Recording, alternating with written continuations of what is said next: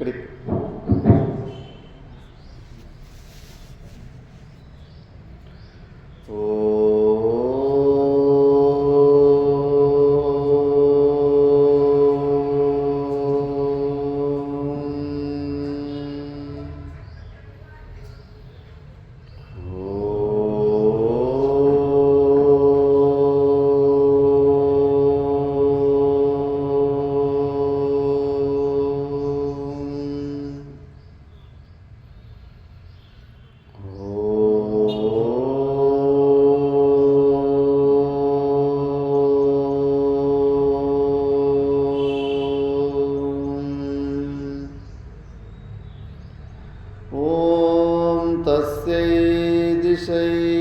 सततमञ्जलिरेशार्यै प्रक्षिप्यते मुखरितो मधुपैर्बुधैश्च जागर्ति यत्र भगवान् गुरुचक्रवर्ती विश्वोदय प्रलयनाटकसूत्रधारी दिशन्तु शम्मे गुरुपादपांसवः दिशन्तु शम्मे गुरुपादपांसवः.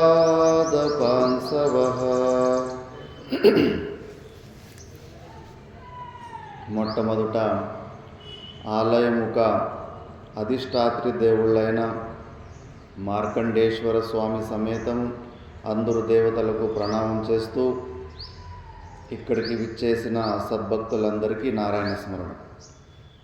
మనము నిన్నటి నుంచి వివేక చూడమని విచారణ చేస్తూ ఉంటుంది.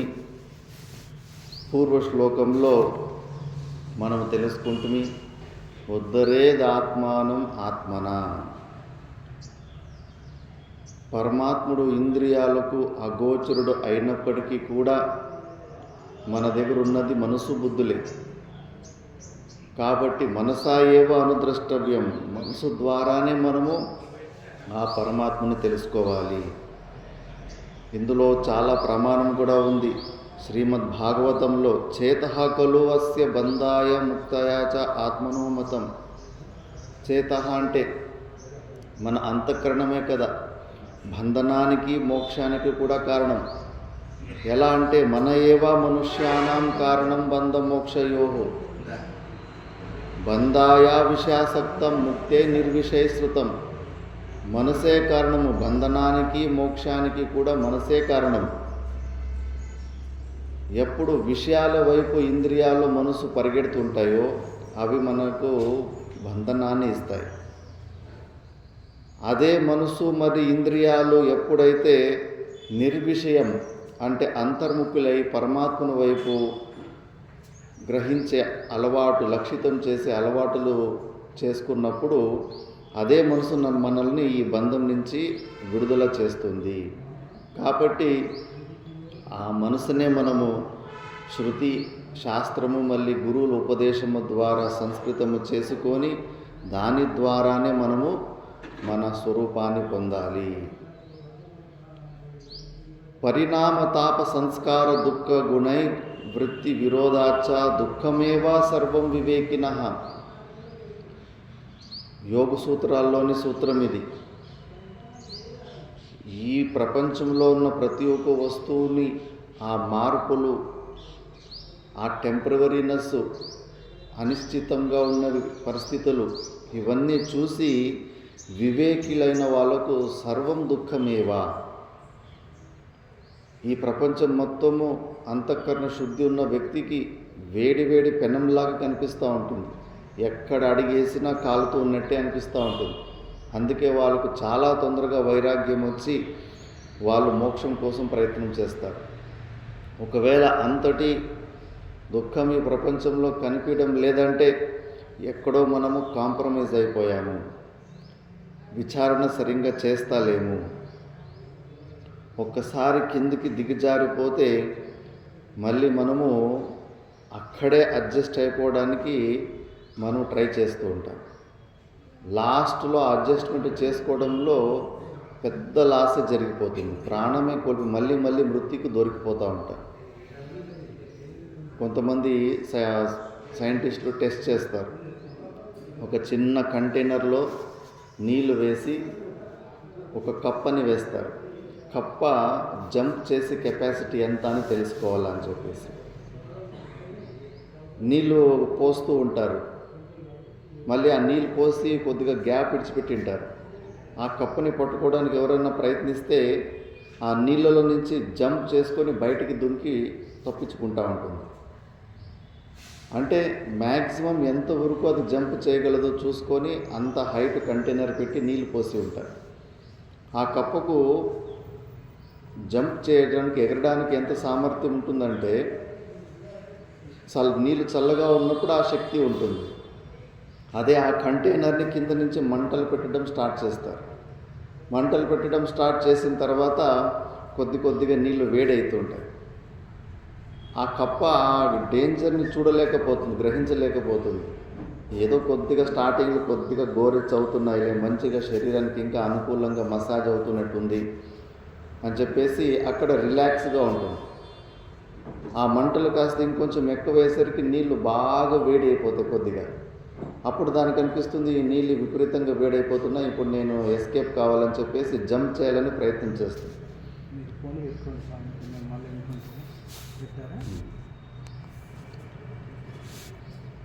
అది అప్పుడు జంప్ చేయాలని ప్రయత్నం చేస్తుంది. నీళ్ళు చల్లగా ఉన్నప్పుడు జంప్ చేసుకొని తప్పించుకున్న శక్తి ఇప్పుడు ఆ నీళ్లు వేడైపోయేసరికి ఆ శక్తి రావడం లేదు. ఎందుకంటే నీళ్లు వేడిగా ఉంటాయి.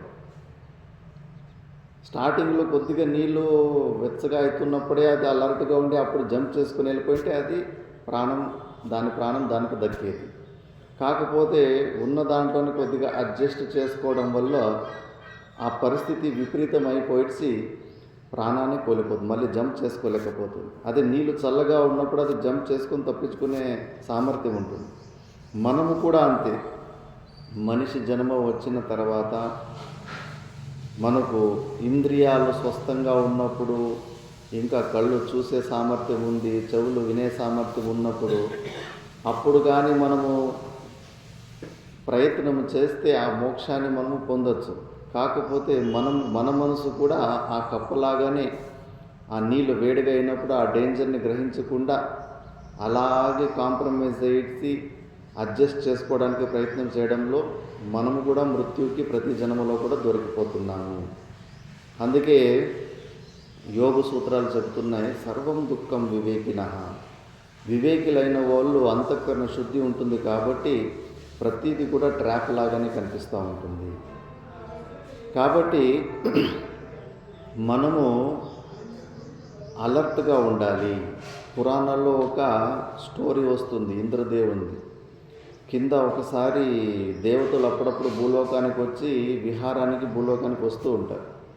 వస్తూ ఉంటే కింద ఒక పందుల ఫ్యామిలీని చూస్తారు. చూసి కొంచెము దయ కలుగుతుంది. ఎందుకంటే దేవతలంటే దైవీ సంపత్తులు ఉన్నవారు.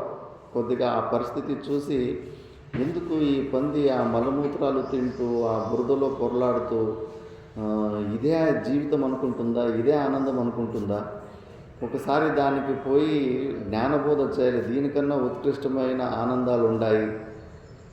పంది జన్మ కన్నా మనిషి జన్మ శ్రేష్టం, అందులో ఎక్కువ ఆనందం ఉంటుంది. అందుకని దానికన్నా స్వర్గంలో ఉన్న సుఖాలు ఇంకా ఎక్కువగా ఉంటాయి. పోయి దానికి ఒకసారి జ్ఞానబోధ చేయాలని చెప్పేసి ఇంద్రదేవుడు ఇంకా దానికి జ్ఞానబోధ చేయాలంటే అలాంటి శరీరమే తీసుకోవాలి. ఒక పంది శరీరాన్ని తీసుకొని భూలోకంలోకి వస్తాడు. ఇంకా మాయ చాలా ప్రబలం. పెద్ద పెద్ద మేధావుల్ని కూడా అది భ్రమింపచేస్తుంది. కాబట్టి ఇంద్రదేవునికి ఆ పంది శరీరం వచ్చేసరికి మాయ అటాక్ చేసేసింది. ఆయనకు ఆడపంది మీద మోహం పుడుతుంది. మోహం పుట్టిన తర్వాత ఒక ఆడపందిని పెళ్లి చేసుకొని పిల్లలు కనేసింటారు. డజన్ పిల్లల కన్నా ఎక్కువ. స్వర్గంలో ఒక నెల 2 నెలలు సింహాసనం ఖాళీగా ఉండేసరికి దేవతలు దివ్య దృష్టితోటి చూసి ఇంద్రదేవుడు ఎక్కడికి వెళ్ళిందని చూస్తే మళ్ళీ కనుక్కుంటారు, ఓహో వాటిని ఉద్ధరించడానికి పోయి స్వయంగా ఇరుక్కుపోయాడు అని చెప్పి. మళ్ళా పైనుంచి దేవతలు వచ్చి యోగమాయ ద్వారా ఇంద్రదేవ, నువ్వు వీటికి జ్ఞానబోధ చేయడానికి వచ్చి ఇలా ఇరుక్కుపోయావు. ఇంద్రసింహాసనం ఇన్ని రోజులు ఖాళీగా ఉండకూడదు, నువ్వు ఈ శరీరాన్ని వదిలిపెట్టేసి బయటకు వచ్చేసిడి అని అడుగుతారు. అప్పుడు ఇంద్రదేవుడు ఆల్రెడీ ఎమోషనల్లీ ఇరుక్కుపోయి ఉంటాడు. మీకేమన్నా దయ ఉందా? నేను వచ్చేస్తే కన్నా నా ఈ భార్య పిల్లలు ఏం కావాలి? కొద్దిగా దయ లేకుండా మాట్లాడుతున్నారని వాళ్ళకే ఎదురు జవాబు చెప్తారు. వాళ్ళు దేవతలు ఇది అయ్యేటట్టు లేదని చెప్పేసి ఆడపంది పిల్లల మీద మోహం ఉంది కాబట్టి వాటిని చంపేస్తే ఆ మోహంపై వదిలిపెడతాడని చెప్పేసి ఫస్ట్ వాటిని చంపేస్తారు దేవతలు. చంపిన తర్వాత ఇంకా ఈ దేవతల మీద ఇంద్రునికి, పంది రూపంలో ఉన్న ఇంద్రునికి విపరీతమైన కోపం వస్తుంది. ఆ పరివారాన్ని చంపేశారని చెప్పేసి. అయినా కూడా శరీరాన్ని వదిలిపెట్టడం లేదు. ఇంకా వేరే మార్గం లేదు అని చెప్పేసి పంది శరీరంలో ఉన్న దేవేంద్రుని సంహరిస్తారు. అప్పుడు ఆ శరీరం నుంచి బయటకు వచ్చిన తర్వాత ఇంద్రదేవునికి మొత్తం అంతా అర్థమైపోతుంది. అప్పుడు ఎంత ప్రమాదం ఇది అని చెప్పేసి. ఒక్కసారి కింద స్థాయికి పోతే మళ్ళీ పైకి రావడానికి ఆస్కారమే ఉండదు. అదే బాగా అనిపిస్తూ ఉంటుంది. ఎందుకంటే పైన దీనికన్నా ఉత్కృష్టమైన భోగం, ఉత్కృష్టమైన స్థితి ఉందని అటు చూసే అలవాటు కూడా మనం మర్చిపోతుంటాం. సాక్షాత్తు వరాహ అవతారంలో కూడా భగవంతుడు ఆ అవతారాన్ని వదిలిపెట్టి మళ్ళా స్వస్వరూపానికి వెళ్ళలేకపోయాడు. మళ్ళా శివుడు వచ్చి సంహరించాల్సిన పరిస్థితి వచ్చింది. అంటే ఈ మాయ అంత ప్రబలంగా ఉంటుంది. మనము కూడా ఈ విషయాన్ని తెలుసుకోకుండా ఇలాగే ఇక్కడే అడ్జస్ట్ అయిపోతున్నాము. కాబట్టి ఈ విషయాన్ని తెలుసుకొని మనం మనసు భగవంతుడు ఏదైతే ఇచ్చాడో ఆ మనసుని సంస్కరించుకొని మోక్షం కోసము ప్రయత్నం చేయాలని ఈ శ్లోకం చెబుతుంది. అందుకే సన్యస్య సర్వకర్మాణి భవబంధ విముక్తయే యత్యతాం పండితైర్ధీరైః ఆత్మాభ్యాస ఉపస్థితైః. అందుకే నువ్వు ఉన్న ఈ ప్రపంచం, ఈ స్థితి మీద నీకు డిటాచ్మెంట్ కలగాలి. సన్యాసం అంటే ఊరికే ఇలా ఎర్రబట్టలు వేసుకోవడము, సరే బయట ఉన్న లింగ సన్యాసం ఇది కాదు సన్యాసం. నిజమైన సన్యాసం అంటే అహమ్మమ భావాలని వదిలిపెట్టడమే. ఈ ప్రపంచంలో ఉన్న ఏ జడమైన వస్తువులకు మనకు ఇబ్బంది పెట్టేంత సామర్థ్యం లేదు. ఎందుకంటే జడ పదార్థాలు, ఈ మైకు కానీ, టేబుళ్ళు కానీ, కుర్చీలు కానీ మనల్ని కరవనీకి వస్తలేదు. ఈ ప్రపంచంలో ఉన్న వస్తువులలో మనకున్న అహమ్మమ భావాలే మనకు దుఃఖాన్ని ఇస్తూ ఉంటాయి. ఇప్పుడు చూడండి, ఒక ఓనర్ ఉంటాడు, కింద ఒక ఇల్లు కట్టుకో ఉంటాడు, పైన ఒక ఇల్లు కట్టుకో ఉంటాడు. పైన ఇంటికి రెంట్ ఇచ్చింటాడు.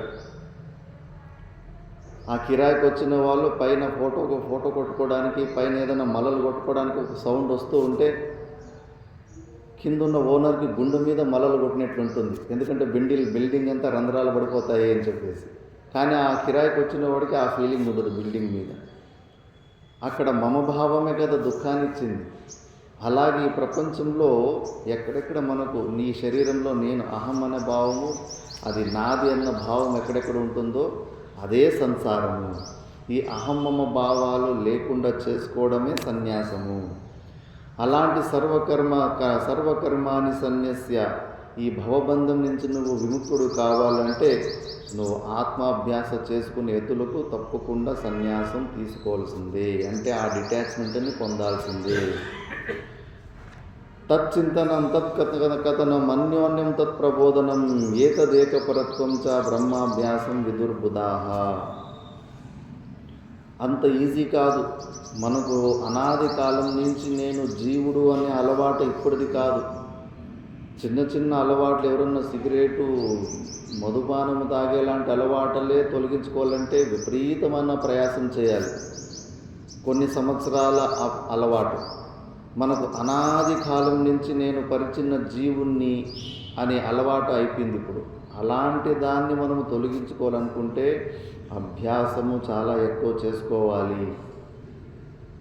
కాబట్టి అభ్యాసం ఎక్కువ చేసుకోవాలంటే తచ్చింతనం తత్కథనం, ఎప్పుడు మనం ఏ పని చేస్తున్నప్పటికీ కూడా ఆ పరమాత్మని స్మరిస్తూ, ఆ మోక్ష స్థితిని, మన పరమానంద స్వరూపాన్ని స్మరిస్తూనే మనం చేస్తూ ఉండాలి. తత్ప్రబోధనం, ఎప్పుడు దాని గురించినే మాట్లాడుకుంటూ ఉండాలి. ఏతదేకపరత్వం చ బ్రహ్మాభ్యాసం విదుర్బుధః. విన్నదే అయినా పర్వాలేదు. చాలామంది ఏదో విన్నదే వింటున్నాము, దానివల్ల కొంతమందికి బోర్ వస్తుంది, లేదు దాన్ని అభ్యాసం అంటారు, బ్రహ్మాభ్యాసం అంటారు. ఒక్కొక్కసారి విన్నదే వింటున్నప్పటికీ ఒక్కొక్కసారి ఏకాగ్రత ఉన్నప్పుడు దాని రిజల్ట్ చాలా తొందరగా దొరుకుతూ ఉంటుంది. స్టార్టింగ్లో కొద్దిగా అశ్రద్ధగా విని ఉంటాము, విన్నదే మళ్ళీ ఇంకోసారి శ్రద్ధగా వింటే కన్నా దానికి ప్రత్యేకమైన ఫలాలు వస్తూ ఉంటాయి.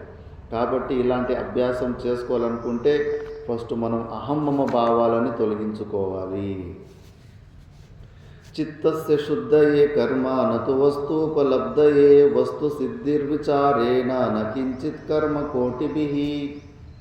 ఇంతకుముందు శ్లోకాల్లో మనం విచారణ చేసుకున్నాం. రితే జ్ఞానం నా మోక్ష, జ్ఞానం లేకపోతే మాత్రం మోక్షం రాదు అని. మరి శాస్త్రమే చెబుతుంది నిష్కామ కర్మయోగము ఉపాసన గురించి, వేద ప్రతిపాదమైన వాక్యాలు మంత్రాలే ఉన్నాయి ప్రమాణం. మరి అవన్నీ వ్యర్థమైపోవాలంటే లేదు, వాటికి ఒక పని ఉంది. చిత్తస్య శుద్ధయే కర్మ నతు వస్తూపలబ్ధయే. అంతఃకరణ శుద్ధి కావాలంటే తప్పకుండా మనము నిష్కామ కర్మయోగం చేయాల్సిందే. పరంపరయా అది మోక్షానికి సాధనమవుతుంది. సాక్షాత్ సాధనం కాకపోయినా క్రమంతో అది మనకు సాధన అవుతుంది. వస్తు సిద్ధిర్, కాకపోతే మోక్షం మాత్రము వస్తు సిద్ధిర్ విచారేణ నకించిత్ కర్మ కోటిభిః. వస్తువు మాత్రము కేవలం విచారం, మనం వెతుకుతున్న పరమాత్ముడు మోక్షము విచారము ద్వారానే మనకు దొరుకుతుంది. ఎందుకంటే దృష్టాంతం చూపిస్తున్నారు. సమ్యక్ విచారత సిద్ధ రజ్జుతత్వావధారణ భ్రాంత్యోదిత మహాసర్ప భవదుఃఖ వినాశిని. రజ్జు సర్ప దృష్టాంతం. రజ్జు అంటే పగ్గం, తాడు అంటారు. తాడు అక్కడ కింద పడి ఉంటుంది. దాన్ని కొద్దిగా భ్రాంతిలో ఉన్నప్పుడు, అలర్ట్నెస్ తక్కువగా ఉన్నప్పుడు సడన్గా దూరం నుంచి చూసి అది పాము అనుకొని భయాన్ని తెచ్చుకొని, ఆ భయం వల్లే ఒకవేళ హార్ట్ వీక్ ఉన్న పేషెంట్ ఉంటే హార్ట్ అటాక్ తెచ్చుకొని ఒక 10-15 లక్షల రూపాయలు వేస్ట్ అయినా కూడా అక్కడ మళ్ళీ ఆ తాడును పరీక్ష మనము ఆ తాడు మీద ఆరోపణ మనము చేయలేము. నువ్వు ఈ పాముని ఎందుకు సృష్టించావు, నీ వల్ల నేను భయం వచ్చి నాకు ఇంత లాస్ జరిగింది అంటే, ఆ తాడు ఒకవేళ మాట్లాడే సామర్థ్యం ఉంటే అసలు నేనేమీ చేయలేదు, నా పాటుకు నేను ఉన్నాను, నా అధిష్టానంలో నువ్వు ఇష్టం వచ్చినట్టు పామును ఊహించుకొని నువ్వే అసలు భయపడ్డావు అని ఆ తాడు సమాధానం చెబుతుంది. అలాంటి విషయంలో అక్కడ పగ్గము పడి ఉండి తాడు పడి ఉంటే దాన్ని పాము అనుకొని నువ్వు దానివల్ల భయాన్ని తెచ్చుకొని దుఃఖాన్ని అనుభవిస్తున్నావు కదా. ఆ దుఃఖము ఎలా తొలగిపోతుంది? నువ్వు రాళ్ళతో వేసినా కట్టితో ఏం చేసినా కూడా అది అక్కడే ఉంటుంది, అది పోదు. ఎందుకంటే నువ్వు ఊహించుకున్నది పాము. అప్పుడు నువ్వు దాని దగ్గరికి పోయి పొడూటి కట్టి తీసుకొని అది పామో తాడో అని దూరం నుంచి చూసి దగ్గరికి పోయి యథార్థంగా ఆ వస్తువుని చూసిన తర్వాత మళ్ళీ ఆ పాము కనిపించదు నీకు. అక్కడ కేవలం ఆ వస్తువుని యథార్థంగా చూడడం వల్లనే ఆ సర్పం వల్ల వచ్చిన భయం నివృత్తి అయింది. అలాగే మన స్వరూపం కూడా అంతే. మనకు ప్రపంచంలో 1,00,000 వెరైటీల వస్తువులు కనిపిస్తున్నాయి. ఉన్నది ఒకటే సత్యమైన వస్తువు, పరమాత్ముడే ఉన్నాడు. మైకును చూస్తే పరమాత్ముడే కనిపించాలి, మొబైల్ చూసిన పరమాత్ముడే కనిపించాలి, కానీ అలా కనిపిస్తలేదు. భేద బుద్ధిలే కనిపిస్తున్నాయి, ఇది వేరు అది వేరు. మూడు ప్రకారాల పరిచ్ఛేదం ఉన్న వస్తువులే మనకు కనిపిస్తున్నాయి. ఇప్పుడు అక్కడ తాడు పడి ఉంది. ఆ తాడుని కొంతమంది దూరం నుంచి చూస్తారు. ఒకటికి అది రక్త పింజరలా కనిపిస్తుంది, ఒకటికి నాగుపాములా కనిపిస్తుంది, ఇంకోటికి కట్ల పులుగులాగా కనిపిస్తుంది.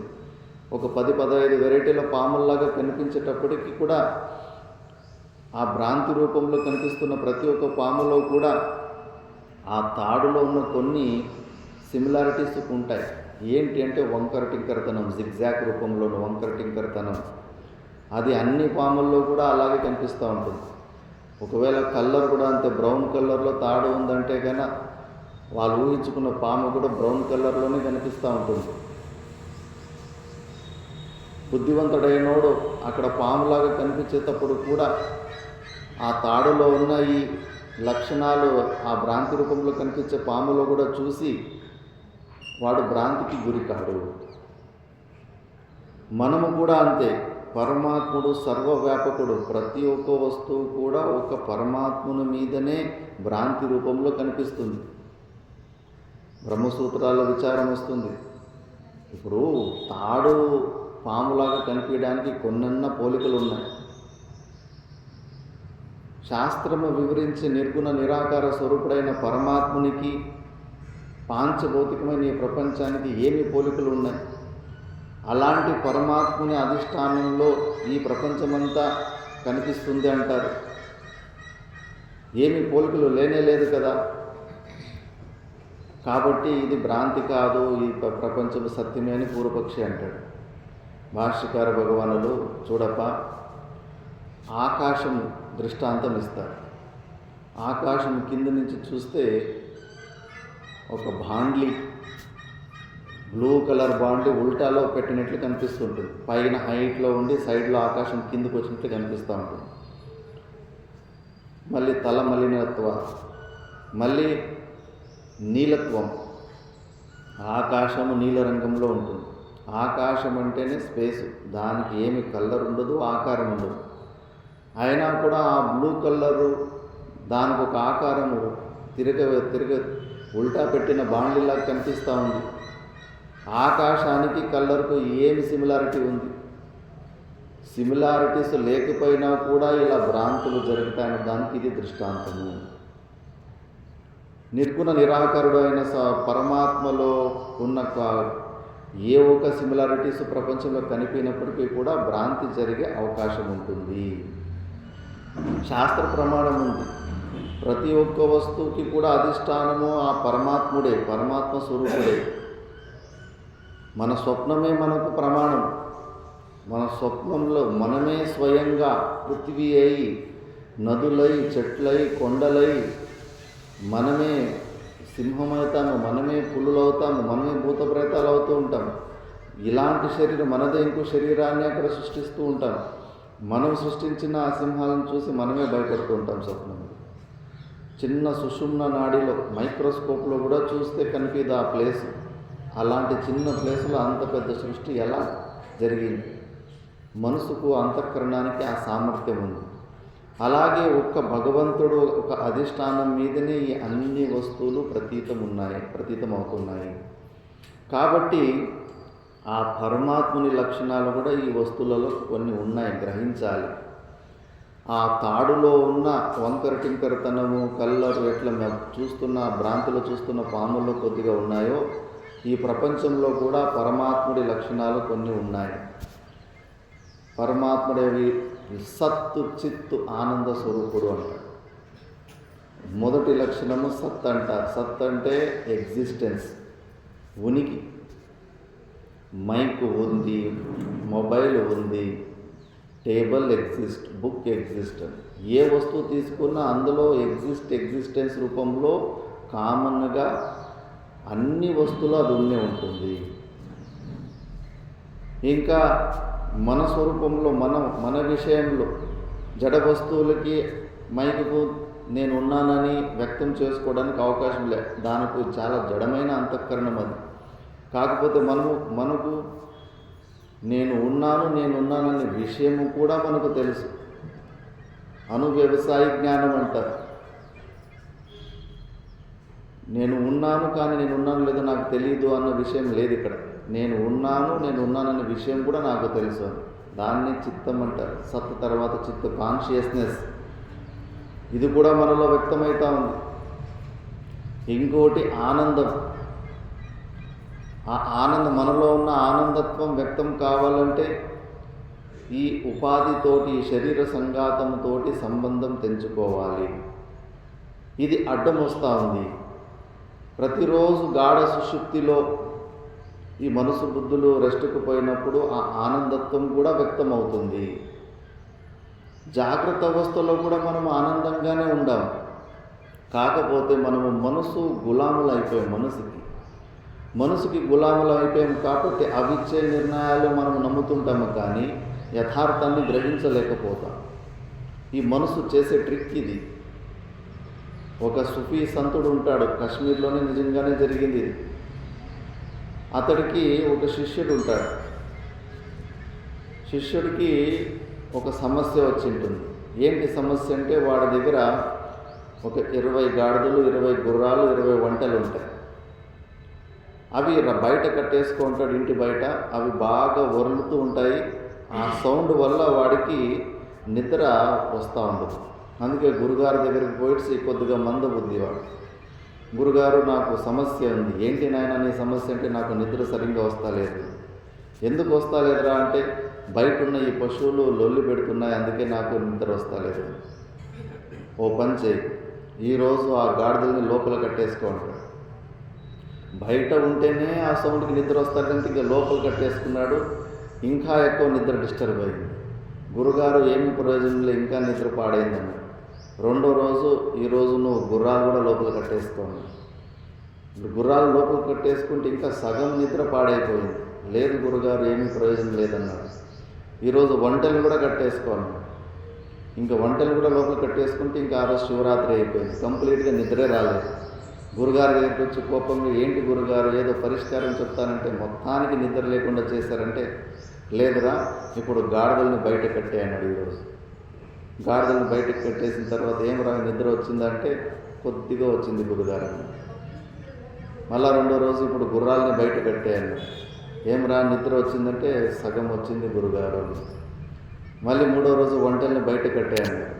ఏం రా అంటే, అబ్బా చాలా మంచిగా సంపూర్ణంగా నిద్ర వచ్చింది గురుగారు. అవి ముందు కూడా బయటనే ఉండే, ఇప్పుడు కూడా బయటనే ఉండే. మరి ఇప్పుడు వీడికి నిద్ర ఎలా వచ్చింది? ఇది ఒక ట్రిక్, మన మనసు చేసే ఒక ట్రిక్. మనమేమో ఆ మనసుకు గులాములు అయిపోయినాం. అవి ఇచ్చే నిర్ణయాలని నమ్మడము, అవి ఇచ్చే టాస్కులు చేసుకుంటూ పోవడం. ఇప్పుడు ఆ మనసుకు ఫస్ట్ అది పెద్ద సమస్య అయి, బయట కొద్దిగా సౌండ్ వస్తూ ఉంటే అది పెద్ద సమస్య అయిపోయింది. ఎప్పుడైతే మన మనసుకు చిన్న చిన్న సమస్యని పెద్ద సమస్యగా చూపించినప్పుడు దానికి ఇంకా పెద్ద సమస్య చూపించాలి మనసుకు. అప్పుడు ఆ చిన్న సమస్య అసలు లెక్కకు లేకుండా పోతుంది. కరోనా వచ్చినప్పుడు మిగతా రోగాల గురించి ఎవరు మాట్లాడుకోలేదు. అంత పెద్ద వ్యాధి వచ్చిన తర్వాత మిగతా వ్యాధులకి అసలు వాల్యూ లేకుండా పోయింది. కాబట్టి మనసు ముందుగా కూడా వాడు ప్రశాంతంగానే ఆనందంగానే ఉండేవాడు. వాడి మనసే అనవసరంగా నువ్వు ఆనందంగా లేవు అని చెప్పేసి నిద్ర లేకుండా చేసింది. ఆ మనసుకి కొద్దిగా ఎక్సర్సైజ్ చేపించారు గురుగారు. ఒక ప్రకారం చెప్పాలంటే ద్రవిడ ప్రాణాయామమే. మనం కూడా శ్రవణ మన నిధిధ్యాసనాలు, అజ్ఞానాన్ని మూలంగా పెట్టుకోవడం ఇవన్నీ చేస్తున్నాం. లేకపోతే వాస్తవంగా మోక్షానికి సాధనలు కూడా లేవు. ఎందుకంటే మోక్షము సిద్ధమైన వస్తువు. ఇప్పుడు సర్వవ్యాపకమైన ఆకాశాన్ని పొందడానికి ఏమన్నా సాధనలు ఉంటాయా? ఏమన్నా ఎక్సర్సైజ్ చేయాలా? ఏమన్నా క్రియలు చేయాలా? స్పేస్ని పొందడానికి ఆల్రెడీ పొందే ఉన్నాం, స్పేస్లోనే ఉన్నాం మనం. మన ఆత్మస్వరూపము దాంతకన్నా కూడా సర్వవ్యాపకము నిత్య స్వరూపమైన ఆత్మ, దాన్ని ఆల్రెడీ మనం పొందే ఉన్నాం. ఆ సత్యాన్ని మనం గ్రహించలేకపోతున్నాము కాబట్టి ఈ అంతఃకరణము నేను అని అనుకున్నాము. కాబట్టి ఇప్పుడు ఈ అంతఃకరణ శుద్ధి ద్వారా ఆ ఉన్న సత్యాన్ని మనము బ్రహ్మాకార వృత్తి ద్వారా ఈ ఆవరణ భంగం చేసుకోవడానికి ఈ ప్రయత్నాలు అంతే. కాకపోతే మోక్షం ఎప్పుడు ఉన్నది, అది వచ్చేది పోయేది కాదు. మనం ఆ సత్యాన్ని గ్రహించలేకపోతున్నాం. సిద్ధ వస్తువుకి సాధనలు ఉండవు, సాధ్యమైన వస్తువులకి సాధనలు ఉంటాయి. ఏదైనా మనం మన దగ్గర లేని వస్తువుని పొందడానికి సాధనలు ఉంటాయి. ఆల్రెడీ ఉన్న వస్తువుని పొందడానికి సాధన ఆల్రెడీ పొందే ఉన్నాము. మనం పరమానందంగానే ఉన్నాం 24 గంటలు ఎప్పటికీ కూడా. అలాంటి ఆనంద స్వరూపం మధ్యలో ఈ అంతఃకరణం మనసు బుద్ధులు వచ్చేసి నువ్వు పరిచ్ఛిన్నుడివి, నువ్వు జీవుడివి, నువ్వు అల్పుడివి అనే ఫీలింగు నిర్ణయాలు ఇస్తూ ఉంటాయి. మనకేమో దాన్ని సాక్షిభావంతో చూసేంత సామర్థ్యం లేదు. అవి ఇచ్చే నిర్ణయాలన్నీ నమ్మడమే. నువ్వు దుఃఖంగా ఉండవనేది నిర్ణయం ఇస్తే కనుక అవును నేను దుఃఖంగా ఉండాను. ఏమీ లేనడు కేవలం 2 పూటలు భోజనం చేసుకుంటూ వాడు ఆనందంగా ఉంటాడు. అదే మిగతా వ్యక్తికి ఎన్ని డబ్బులున్నా ఆస్తులున్నా కూడా ఇంకా లేదు, ఇంకా లోటు ఉంది, ఇంకా అది కావాలి ఇది కావాలి. కారణం ఏంటి? వాడు ఏమీ లేకపోయినా సంతుష్టిగా ఉన్నాడు. ఇన్ని కూడా సంతుష్టిగా లేకపోతున్నావు అంటే నీ మనస్సే. అందుకే సమ్యక్ విచారత సిద్ధ, మంచిగా విచారణము చేస్తే మనం వెతుకుతున్న ఆ పరమానందం మనలోనే ఉంది. అది కేవలం ఈ ఆవరణాన్ని మనం భంగం చేసుకోవాలి. ఆవరణ భంగం చేసుకోవడానికే మనం ఈ శ్రవణ మన నిధిధ్యాసనలు. ఒక ప్రకారంగా చెప్పాలంటే ఇది ద్రవిడ ప్రాణాయామమే. ఇప్పుడు ఆ మందబుద్ధి అనే శిష్యునికి గురుగారు అదే చేపించారు. మనసుకు ఒక ట్రిక్ చేపించారు అంతే. వాడు కన్విన్స్ అయిపోయింది. వాడు మీన్స్ ఇప్పుడు నేను మనశ్శాంతిగా నాకు ఒక సంపూర్ణంగా నిద్ర వచ్చింది అని చెప్పేసి. కాబట్టి విచారానికి అంత మహత్వ బుద్ధి పెట్టుకోవాలని చెప్పారు. ఆ విచారము ద్వారానే మనకు సమస్యకు పరిష్కారం ఉంటుంది. అర్థస్య నిశ్చయో దృష్టో విచారేణ హితోక్తితః న స్నానేన న దానేన ప్రాణాయామశతేన వా. ఆ పరమాత్మ స్వరూపమైన అర్థాన్ని విచారేణ దృష్టః హితోక్తితః, గురువుల ద్వారా విచారము చేస్తే అది మనకు దొరికిపోతుంది. అలా కాకుండా బయట బహిరంగ సాధనాల్లోనే ఏమి చేసుకున్నా కూడా అది దొరకదు. న స్నానేన నా దానేన ప్రాణాయామ శతేనవా అని చెప్పేసి ప్రాణాయామం చేస్తూనే ఉండాలి అంతఃకరణ శుద్ధి కొరకు. ఒకటి యోగ మతం ఒకటి ఉంటుంది. యోగ సూత్రంలో ఏదైతే వస్తుందో ఆ మతంలో ఏంటంటే యమనియమాది పద్ధతుల ద్వారా ఆ యమనియమాదులు అందరు మతం వాళ్ళు కూడా సాధనగా తీసుకుంటూ ఉంటారు. కాకపోతే అక్కడ విచారం చేయకుండా ఆ సాధనకు వెళితే అనిమా గరిమాది సిద్ధులు కూడా వస్తాయి. సిద్ధులు వచ్చిన తర్వాత ఒక పవర్ఫుల్ వ్యక్తిలాగా, ఒక మినీ ఈశ్వరుడిలాగా యోగి తయారవుతాడు. కాకపోతే విచారము చేయకుండానే ఆ జడరూప సమాధిలో ఆ అనిమ గరిమాది సిద్ధులు పొందినా కూడా అజ్ఞానంలోనే ఉంటాడని శాస్త్రం చెబుతూ ఉంది. మహారాష్ట్రంలోనే చాంగుదేవ్ మరి సంత జ్ఞానేశ్వర్ అని ఇద్దరు మహానుభావుల చరిత్ర ఉంది. సంత జ్ఞానేశ్వరి జ్ఞాన మార్గము ద్వారా స్వరూప స్థితిలోకి వెళ్ళి ఉంటారు. వాళ్ళకు అన్నా చెల్లెలు ఒక 4 మంది ఉంటారు. స్వరూపంలో వెళ్ళిన తర్వాత ఇంకా సాక్షాత్ పరమాత్మ స్వరూపులై ఉంటారు. చాంగుదేవ్ అనే ఒక యోగి ఈ ప్రాణాయామాదులు యమనియమాదులు సాధనలు చేసుకొని జడరూపమైన సమాధిలో కొన్ని సిద్ధులు పొంది ఉంటారు. చమత్కారానికి నమస్కారం అంటారు. ప్రపంచంలో ఎవరన్నా కొద్దిగా చమత్కారాలు చూపించేస్తే అక్కడ మనం సరెండర్ అయిపోతాం. మన మైండ్ అక్కడ చాలా ఈజీగా సరెండర్ అయిపోతాం. కాబట్టి చాంగదేవుని కూడా అప్పట్లో బాగా ఎక్కువ మంది శిష్యులు ఉన్నారు. ఇంకా సంత జ్ఞానేశ్వరికి కూడా ఎక్కువ మంది శిష్యులు ఉంటారు. ఇంకా వీళ్ళ శిష్యులు వాళ్ళ శిష్యులే మా గురు గొప్ప అని గొడవ పడతారు. గొడవ పడేసరికి ఇంకా కొట్లాటల వరకు వెళ్ళిపోతాయి, గొడవలు అయిపోతాయి. ఆ చాంగదేవ్ శిష్యులు పోయి సంత జ్ఞానేశ్వర శిష్యులు మమ్మల్ని కొట్టారని పోయి వాళ్ళ గురువుకి చెప్తారు. అవునా అలా చేస్తారని చెప్పేసి ఇందులో ఆయన ఒక యోగ ప్రభావం ద్వారా వాళ్ళకంతా పారాలిసిస్ వచ్చేలాగా, పక్షపాతం వచ్చేలాగా చేస్తారు సంత జ్ఞానేశ్వర శిష్యులు. సంత జ్ఞానేశ్వర స్వామి ఏమి సామాన్యుడు, సాక్షాత్ పరమాత్మ స్వరూపుడే అయ్యాడు. వాళ్ళ శిష్యుల్ని ఆయన రక్షించుకుంటాడు. ఇలా ఒకరికి వాళ్ళకు వీళ్ళకు యుద్ధం జరుగుతూ ఉంటుంది. ఒకసారి చాంగదేవునికి ఈరోజు నేను తాడో పేడో తేల్చేయాలి ఆ సంత జ్ఞానేశ్వరునిది అని చెప్పేసి ఒక పులిని వశీకరణ చేసుకొని పులి మీద కూర్చొని అడవిలో నుంచి తన గుహ నుంచి బయటకు వస్తూ ఉంటే చేతుల ద్వారా ఇలా అంటూ ఉంటే వేర్లతో సహా చెట్లు పక్కకి వెళ్ళిపోతున్నాయి. మధ్యలో రోడ్డు తయారవుతుంది. అంతటి సిద్ధులు ఉంటాయి చాంగదేవుని దగ్గర. దాని మీద కూర్చొని వస్తూ ఉంటాడు.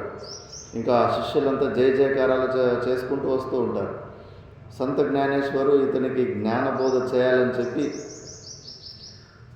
ఒక జడరూపమైన గోడ మీద కూర్చొని కొంతమంది ఒక పుట్ట బండ మీద కూర్చొని వెళ్ళారంటారు.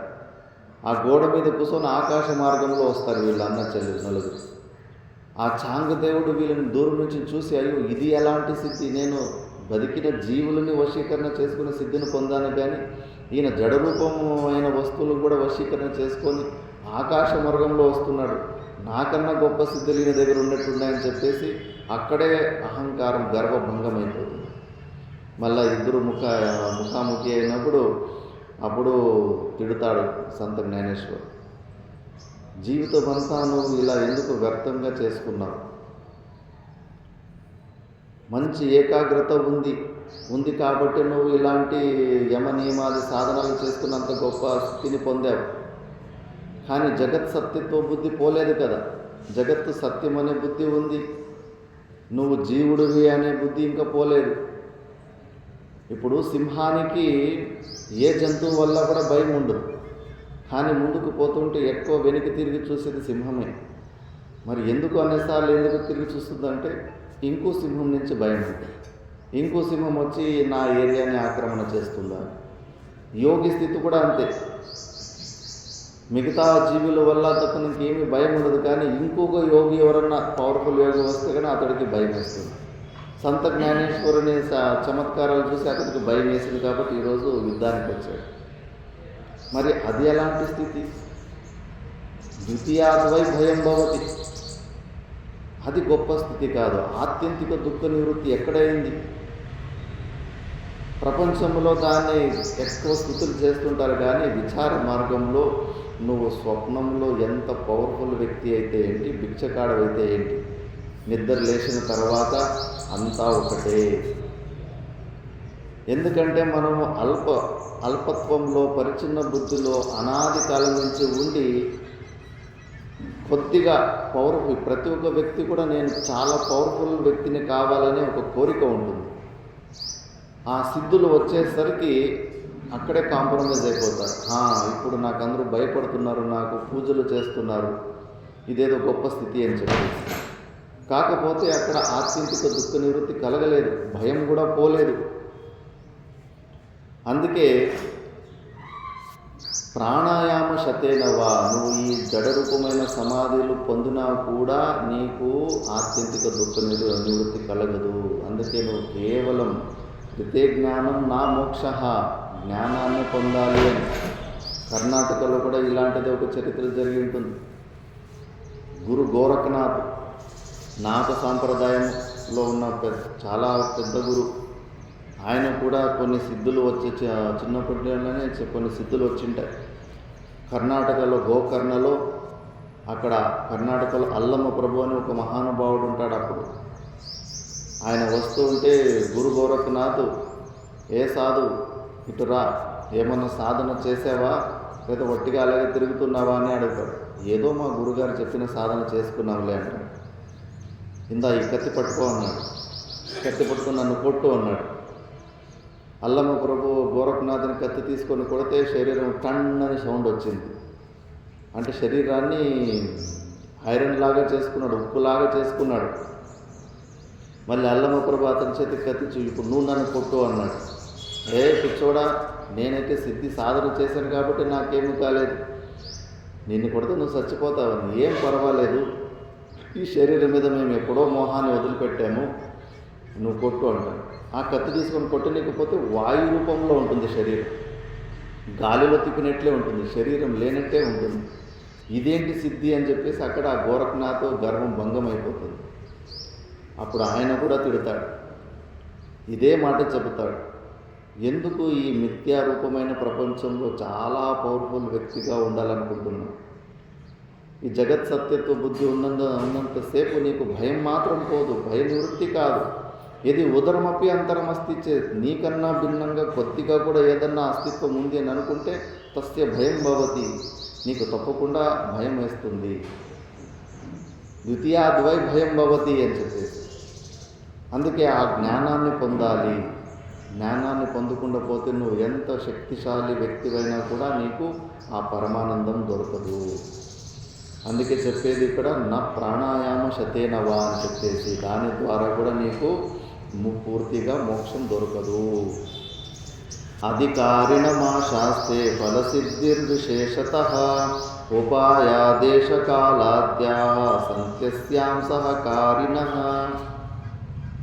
ఎవరు దీనికి మోక్షానికి అధికారి అంటే ముఖ్యంగా అధికారిత్వమే ఉండాలి, పాత్రత ఉండాలి.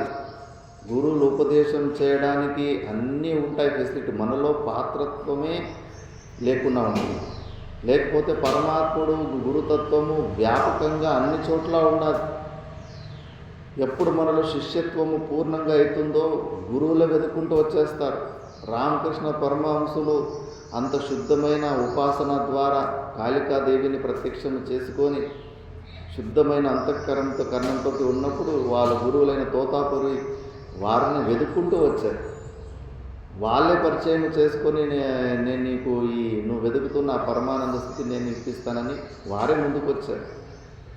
కాబట్టి ఫస్ట్ మనలో ఉన్న అధికారిత్వాన్ని కరెక్ట్గా సాధన చేసి పొందాలి. అదే ముఖ్యము. ఉపాయ దేశకాలాద్యాః సంతి అస్యాం సహకారిణః. మిగతావన్నీ కూడా సహకారి కారణాలే. ఏంటి? దేశము, కాలము, ఇవన్నీ కూడా అవి కూడా ఉంటాయంటే కనుక మన శాస్త్రంలో ఉన్నాయి ఎన్నో ఒక విధానాల్లో. కర్మణా తావత్ దృష్టత్వాత్ యదాహవనీయే జుహోతి అశ్వస్య పదే జుహోతి. అంటే గుర్రం నడుచుకుంటూ పోయిన తర్వాత ఆ కాలు అడుగులు ఉంటాయి కదా, గుంతలాగా పడి ఉంటుంది. ఆ గుంతలో కొన్ని యాగ యజ్ఞాదులు చేస్తారు. అంటే అలాంటి దేశాన్ని కూడా కొన్ని కర్మకాండలో ఉన్న మన క్రియలు ఎక్స్పెక్ట్ చేస్తాయి. మళ్ళీ ప్రాతర్జుహోతి, కొన్ని ఉదయం చేసేటివి కొన్ని కర్మకాండలు ఉంటాయి.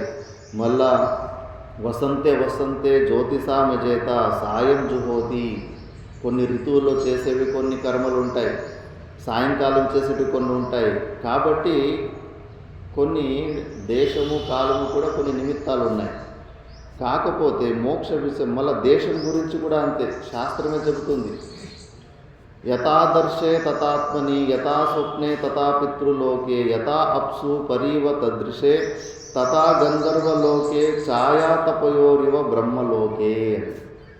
మోక్షాన్ని పొందడానికి బెస్ట్ ప్లేస్ ఏంటి అని ప్లేసుల గురించి కూడా శాస్త్రం మాట్లాడుతుంది. యథా ఆదర్శే తథా ఆత్మని. ఈ భూలోకంలో ఆదర్శ అంటే అద్దం.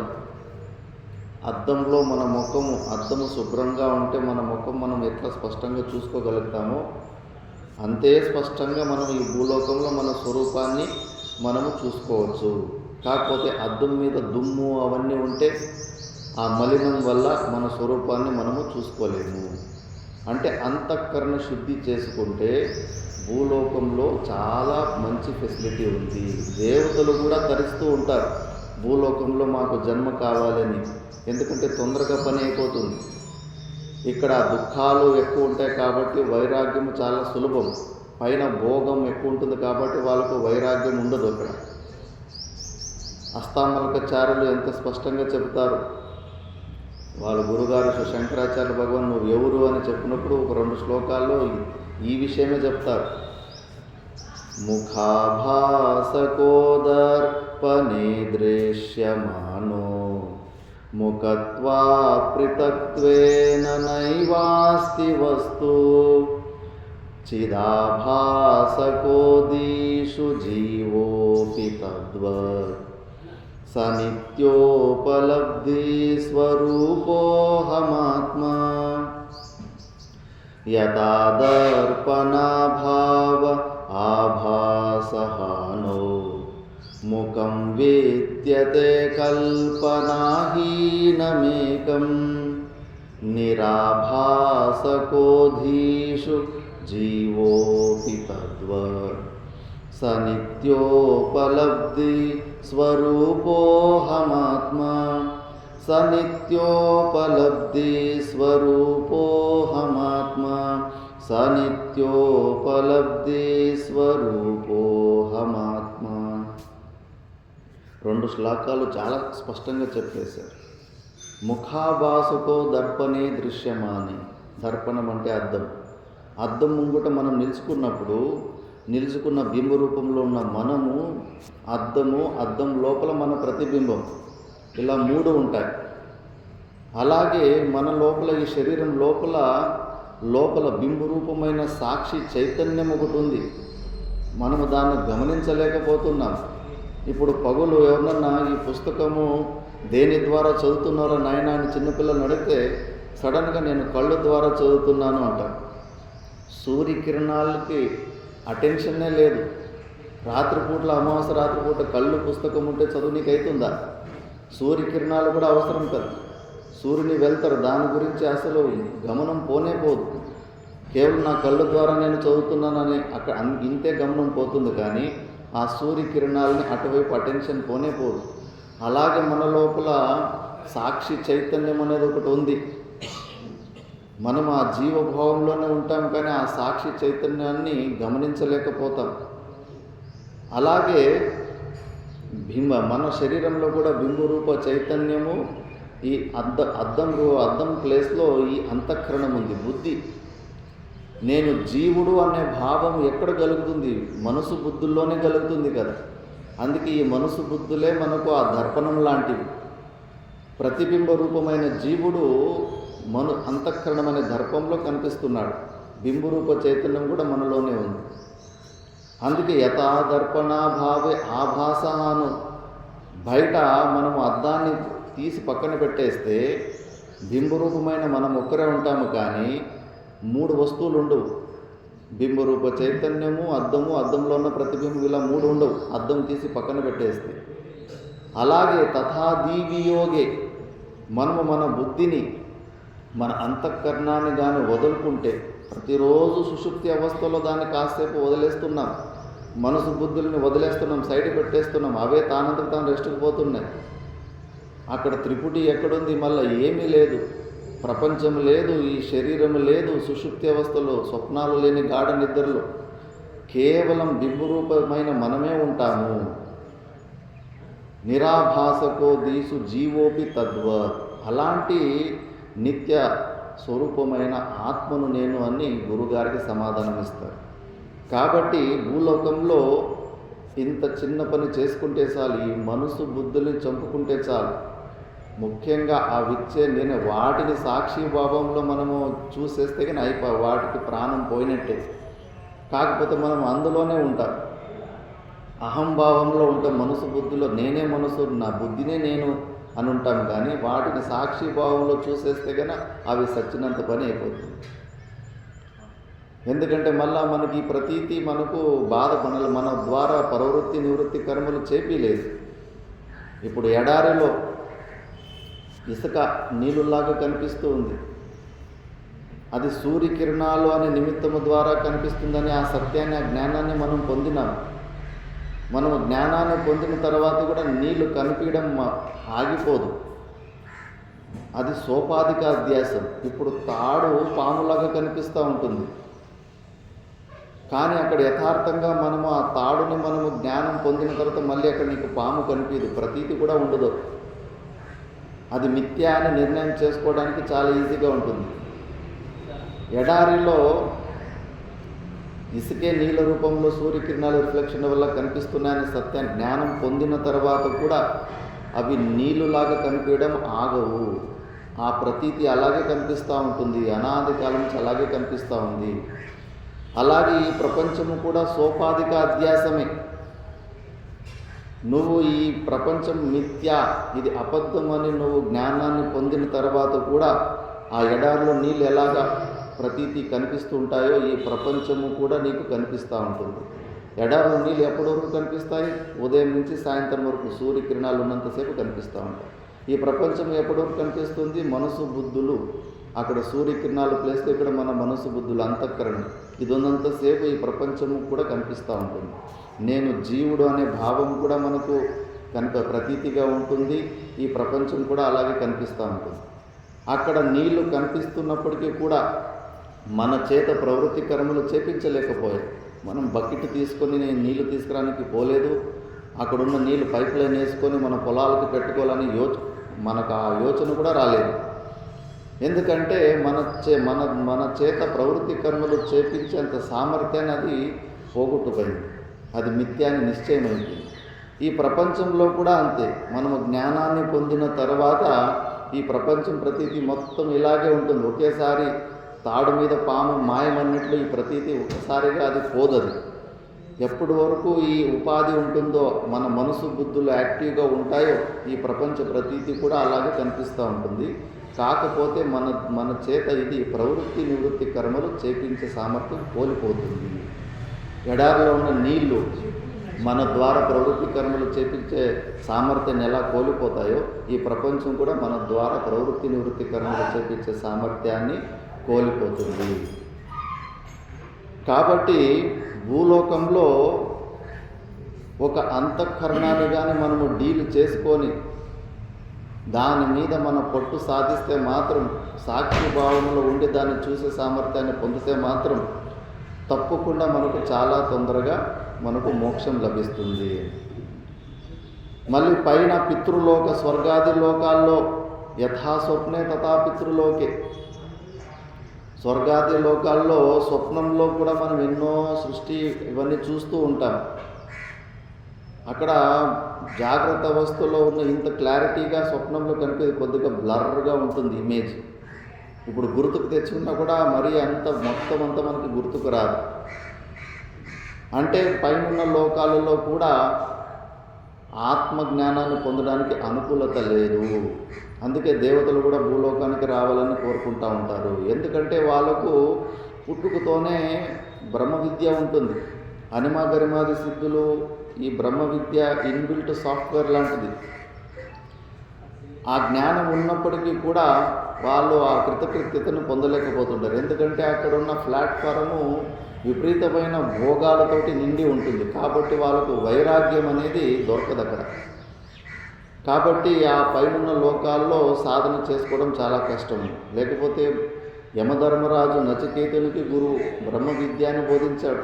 ఇంద్రదేవుడు కూడా ఎంతోమందికి బ్రహ్మ విద్యను బోధించాడు. కాబట్టి దేవలోకాల్లో కూడా మోక్షాన్ని పొందడానికి అంత అనుకూలత లేదు. మళ్ళీ యథా అప్సు పరివ దదృశే తథా గంధర్వలోకే, గంధర్వలోకంలో బురద నీళ్ళు, ఆ బురద నీళ్ళు మన ముఖం చూసుకుంటే కొద్దిగా ఏదో ముఖం కనిపిస్తుంది కానీ స్పష్టంగా మన ముఖం సరిగ్గా కనిపించదు. కాబట్టి అక్కడ గంధర్వలోకంలో కూడా మనము మన స్వరూపాన్ని తెలుసుకోవడానికి ఎక్కువ ఆస్కారం లేదు. కానీ బ్రహ్మలోకంలో ఛాయా తపయోరివ బ్రహ్మలోకే, మనము మన నీడని ఎంత ఈజీగా వేరుగా చూడొచ్చో ఇక్కడ. ఇప్పుడు మనము మధ్య నడుచుకుంటూ పోతూ ఉన్నప్పుడు మన నీడ కూడా పడుతూ ఉంటుంది. రాత్రిపూట్లు కూడా లైట్ పక్కల పోతుంటే మన నీడ పడుతూ ఉంటుంది. మనము నడుచుకుంటూ పోతుంటే వెనకాల మన నీడ మీద ఎవరన్నా తొక్కినా ఏమి చేసినా మనకు అసలు సంబంధమే లేకుండా ఉంటాం. మనకి ఏమి నొప్పి కాదు.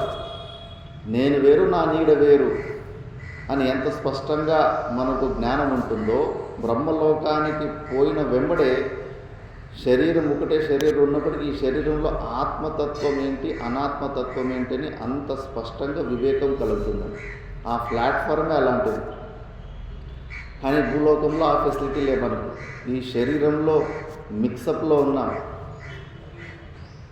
లోపల ఉన్న బింబరూప చైతన్యాన్ని ప్రతిబింబ రూపంలో ఉన్న జీవుణ్ణి మిక్స్గా అనుకుంటున్నాం. కంప్లీట్ శరీరాన్ని నేను అని అనుకుంటున్నాం. ఇందులో ఆత్మతత్వాన్ని అనాత్మతత్వాన్ని అంత స్పష్టంగా వేరువేరుగా చూసుకోలేకపోతున్నాం. బ్రహ్మలోకంలో ఆ సమస్య లేదు. ఆ లోకానికి ఎంట్రీ ఇవ్వడం వల్లనే ఆత్మ అనాత్మ అని అంత స్పష్టంగా మనం వేరువేరుగా చూసుకునేంత సామర్థ్యం కలుగుతుందని. అందుకే ఈ శ్లోకంలో ఉపాయాహ దేశకాలాద్యాహ అని కొన్ని క్రియలకు కొన్ని కర్మకాండలకు టైం గురించి కూడా చెబుతుంది. ఇప్పుడు ప్లేసుల గురించి కూడా శాస్త్రమే చెప్పింది కదా. భూలోకము బ్రహ్మలోకము బెస్ట్. ఫస్ట్ బెస్ట్ బ్రహ్మలోకము ఆత్మవిచారకు, సెకండ్ బెస్ట్ భూలోకము. దేశాల గురించి కూడా చెప్పింది. దేశాల అవసరం ఉందని, టైం అవసరం గురించి కూడా చెప్పింది. మళ్ళా ఇంకా బ్రహ్మచర్యం సమాప్య గృహీ భవేత్, గృహాద్ వనీ భూత్వా ప్రవ్రజేత్. కలియుగంలో అయితే శాస్త్రము ఫస్ట్ బ్రహ్మచర్య ఆశ్రమంలోకి వెళ్ళాలి, బ్రహ్మచర్య ఆశ్రమం నుంచి గృహస్థాశ్రమానికి రావాలి, గృహస్థాశ్రమంలో ఉన్న తర్వాత మళ్ళీ వానప్రస్థాశ్రమం. ఇప్పుడు వానప్రస్థాశ్రమం మాయమైపోయింది, లేదు, పరంపర వెళ్ళిపోయింది. పిల్లలు పెద్దలు అయిపోయిన తర్వాత కూతురు ఉంటే కూతురుకు పెళ్ళైన తర్వాత కొడుకు ఉంటే కొడుకు ఉద్యోగం చేసే సామర్థ్యం వచ్చిన తర్వాత తల్లిదండ్రులు ఇంటి నుంచి ఊరు నుంచి బయటకు ఒక 2-3 కిలోమీటర్లు బయటకు వెళ్ళి ఒక గుడిసెలాగా వేసుకొని ఒక పూట లేదా 2 పూటలు భోజనం చేసుకొని తపశ్చర్య చేసేవారు. ఏక వస్త్రం ధరించి తపశ్చర్య చేసుకునేవాళ్ళు. పిల్లలు వాళ్ళకు భోజనము వండుకొని తీసుకొని పోయి ఇచ్చావు, లేదంటే రేషన్ సప్లై చేసేవారు. ఇది వానప్రస్థ ఆశ్రమంలో ఉండేది మన భారతదేశంలో. 1000 సంవత్సరాల పరాధీనతలో ఇప్పుడు ఆ వానప్రస్థ ఆశ్రమం లుప్తమే అయిపోయింది. అందుకే శాస్త్రంకి విరుద్ధంగా ఇంకా ఇండ్లలోనే పిల్లల దగ్గర ఉండటం వల్ల ఎన్నో సమస్యలు వస్తూ ఉంటాయి. పిల్లలకేమో స్వతంత్రత కావాలని, పెద్దలేమో పెత్తనం వదలకూడదు అని, వీటి వల్ల సమస్యలు వస్తూ ఉంటాయి. శాస్త్రము చెబుతుంది లేదు, పిల్లలకు బాధ్యతలు అప్పచెప్పిన తర్వాత బయటకు వచ్చేయాలి అని. ఆ వానప్రస్థాశ్రమం శాస్త్రం చెబుతుంది క్రమంగా, అంటే సమయం. దాని తర్వాత వనీభూత్వా ప్రవ్రజేత్, వానప్రస్థ ఆశ్రమంలో ఉన్న తర్వాత సన్యాసము అని చెప్పేసి. ఇక్కడ కూడా ఫస్ట్ ఏది చేయాలో, సెకండ్, థర్డ్, ఫోర్త్, లాస్ట్లో ఏమి చేయాలని క్రమం ఉంది. అంటే కొన్ని విధానాలకి కాలం గురించి కూడా శాస్త్రం చెబుతుంది, దేశాల గురించి కూడా మాట్లాడుతూ ఉంది. కానీ మన పైన శ్లోకం ఏం మాట్లాడుకున్నాము? అధికారిణమాశాస్తే ఫలసిద్ధిర్విశేషత ఉపాయా దేశకాలాద్య సంతి అస్యాం సహకారిణ. ఈ దేశకాలాలు కేవలం సహకారి కారణాలంతే, ముఖ్యంగా మోక్షాన్ని పొందడానికి అధికారిత్వమే ఉండాలి అని. మరి శాస్త్రమేమో దేశం గురించి కాలం గురించి కూడా విధానం చేస్తుంది. అందుకే టీకాకారులు చెప్తారు, ఇలా ఉన్నప్పటికీ కూడా విరోచనుడు ఇంద్రదేవుడు, రాక్షసరాజు అయిన విరోచనుడు ఇంద్రుడు బ్రహ్మదేవుని దగ్గర బ్రహ్మలోకానికి బ్రహ్మ విద్యను పొందడానికి పోతారు. మనం ఇప్పుడు బ్రహ్మలోకం ఎంత ఉత్కృష్టమైన లోకం అని తెలుసుకున్నాం. ఆ ప్లేస్కి పోయి కూడా బ్రహ్మదేవుడు ఆత్మ అంటే ఏంటి అంటే కనుక ఎదుటివాడి కళ్ళల్లో ఏది కనిపిస్తుందో అదే ఆత్మ. ఎదుటివాడి కళ్ళలో మనం బాగా కాన్సన్ట్రేట్గా చూస్తే కనుక మన శరీరం వాళ్ళ కళ్ళలో ప్రతిబింబ రూపంలో కనిపిస్తూ ఉంటుంది, అద్దంలో కనిపించినట్టు, రెటీనాలో. ఆ విరోచనుడు ఓహో అంటే ఈ శరీరమే ఆత్మ అని చెప్పేసి అంతే, దాన్నే జ్ఞానం అనుకొని అలాగే తిరిగి వెళ్ళిపోయాడు. ఇంద్రదేవుడు వివేకి కాబట్టి లేదు, ఆత్మ లక్షణాలు నిత్యం ఉంటారు, ఈ శరీరాలు నిత్యం కాదు కదా. ఏ శరీరంకైనా డేట్ ఆఫ్ బర్త్ ఉంటుంది, ఎక్స్పైరీ డేట్ ఉంటుంది.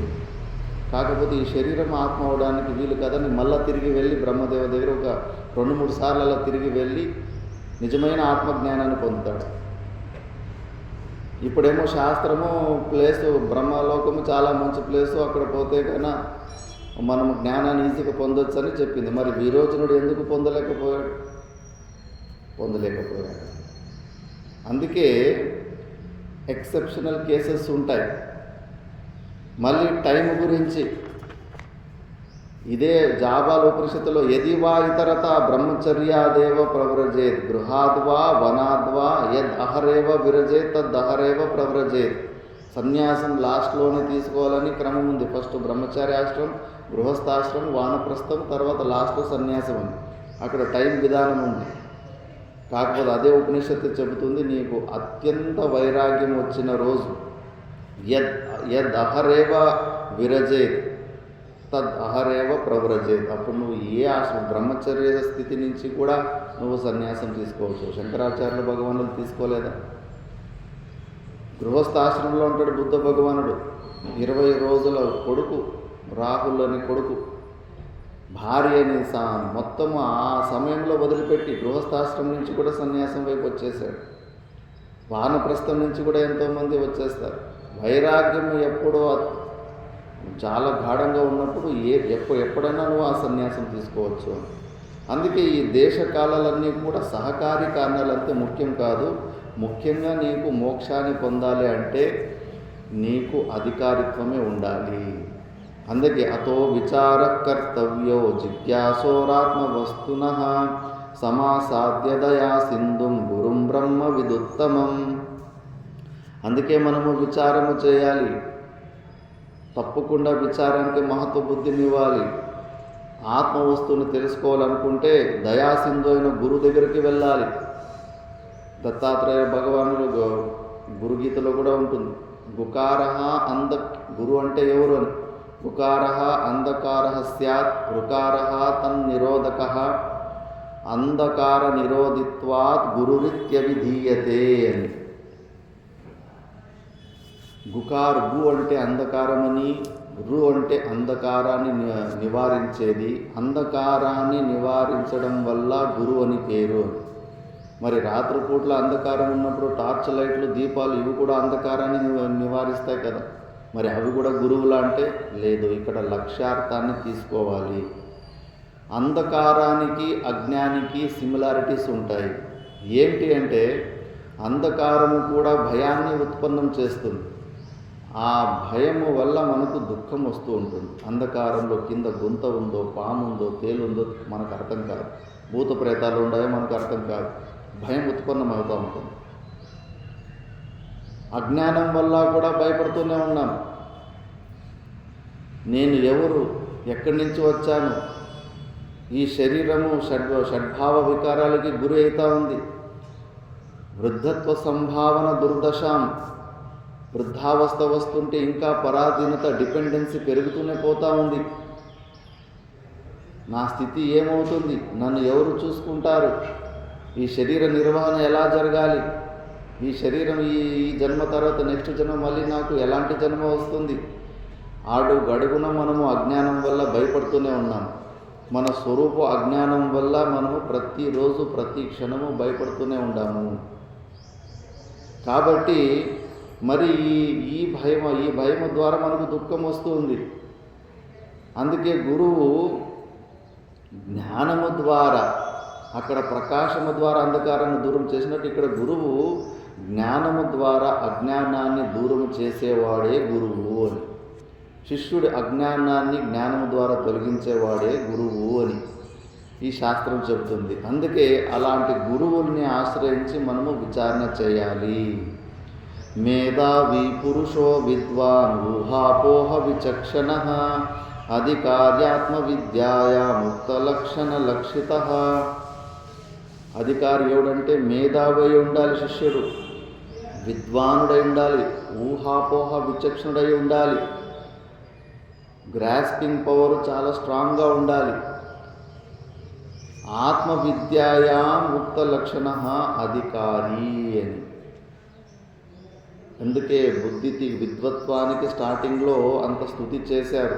తీక్ష్ణ బుద్ధి చాలా అవసరం ఇక్కడ. లేకపోయినా కూడా మనము పొందొచ్చు. అయ్యో నాకు అంత తీక్ష్ణ బుద్ధి లేదు, మరి నేను మోక్షాన్ని పొందడం లేదా అంటే అవన్నీ కూడా గురుకృప ద్వారా నీకు ఆ తీక్ష్ణ బుద్ధి కూడా దొరుకుతుంది. గురువుల్ని ఆశ్రయిస్తే అది తప్పకుండా దొరుకుతుంది. కాకపోతే శిష్యుడైన వాడు అంత తెలివైన వాడు ఉండాలి. చాలామందికి ఏదో సన్యాసం అంటే ప్రపంచంలో బతకలేక ప్రపంచము రిజెక్ట్ చేసిన వ్యక్తులు సన్యాసులు అవుతారు అనే భావన ఉంటుంది. అంత ఈజీ కాదు మోక్షం అంటే. ఒక 5 మంది ఐఏఎస్ ఆఫీసర్లకు ఉన్నంత ఇంటలెక్ట్ ఉండాలి, చాలా షార్ప్ ఇంటలెక్ట్ ఉండాలి. అప్పుడు ఇది ఫలిస్తుంది. లేకపోతే కన్నా వట్టిగా సమయం వ్యర్థం అవుతూ ఉంటుందంతే. అందుకే వివేకినో విరక్తస్య శమాది గుణశాలినః ముముక్షోరేవ హి బ్రహ్మ జిజ్ఞాసా యోగ్యతామత. ఆ అధికారిత్వం ఏంటి అంటే వివేకినః, వివేకము, వైరాగ్యము, సమాధి షట్క సంపత్తి, ముముక్షుత్వం, ఇవి శిష్యుడిలో ఉండాలి. ముఖ్యంగా గురువుల దగ్గరికి పోకముందు ఈ లక్షణాలు ఉండాలని చెబుతుంది. వివేకము, ఆత్మానాత్మ వివేకము ముందుగానే కొద్దిగా ఉండాలి. అంటే ముందుగా పుస్తకాల ద్వారానో హితోక్తులు చెప్పే పురుషుల ద్వారానో ముందుగానే కొద్దిగా నాలెడ్జ్ని వాడు పొంది ఉండాలి. ఇప్పటినీ క్రమంగా ఒక్కొక్క దాని గురించి డీటెయిల్గా చెబుతారు. ఇక్కడే మనము ఏదైనా పరిశ్రమము చేస్తున్నాము అంటే ఈ సాధన చతుష్టయ సంపత్తులను పొందడంలోనే మనం పరిశ్రమ చేస్తూ ఉండాలి. ఆత్మ అయితే నిత్య సిద్ధ వస్తువునే అది. ఆవరణ భంగం కావాలంటే మనకు ఇందులోనే కొరత ఉంటుంది. బృహదారణ్యక ఉపనిషత్తులో విజ్ఞాయ ప్రజ్ఞాం కురువీత అని మంత్రం చెబుతుంది. విజ్ఞాయ అంటే నీ ఆత్మస్వరూపాన్ని స్పష్టంగా తెలుసుకొని, మళ్ళా ప్రజ్ఞాం కురువీత అని మళ్ళా ప్రకృష్ట రూపేణ జ్ఞానం ఏంటి, ఒకసారి తెలుసుకున్న తర్వాత మళ్ళా ఇంకోటి ఏదో చేయమని చెబుతుంది. జ్ఞానం ఫైనల్ కదా అని అక్కడ టీకాలు శంకరాచార్యుల భగవానులు స్పష్టం చేస్తారు. ప్రజ్ఞ అంటే కౌతూహలకరీం, కౌతూహల నాశకరీం సమాధి శక్త సంపత్తి కురువీత. అంటే నువ్వు తెలుసో తెలుకో ఈ పరోక్ష జ్ఞానాన్ని పొందేశావు.